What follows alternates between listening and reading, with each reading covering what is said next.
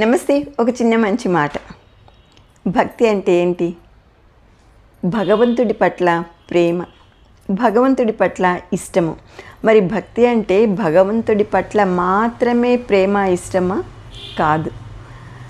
సకల ప్రాణి కోటి మీద మనకి ఇష్టము, మన ప్రేమని వ్యక్తము చేయటము భక్తిని చాటుతుంది. ఎందుకంటే ప్రతి ప్రాణిలో కూడా భగవంతుడు ఉంటాడు. మన స్నేహితులతోటి, కుటుంబ సభ్యులతోటి, ఇరుగు పొరుగు వారితోటి, ప్రతి ఒక్కరితోటి, మనుషులు మాత్రమే కాదు ప్రతి ప్రాణితోటి కూడా మనము ప్రేమగా, ఇష్టంగా వ్యవహరించడం అనేదే భక్తి చాటుతుంది. ఒక్క చిన్న మాటలో చెప్పుకోవాలంటే మానవ సేవ మాధవ సేవ అంటారు కదా. అంటే మానవులకి, ఇతరులకి, ఇతర ప్రాణి కోటికి మనము సహాయం చేస్తే మాధవుడిని మనము ఆరాధించినట్లే. సో భక్తి అంటే భగవంతుడి పట్ల ప్రేమ, ఇష్టము మాత్రమే కాదు, సకల ప్రాణి కోటికి ప్రేమని పంచటము, సహాయము చేయటము.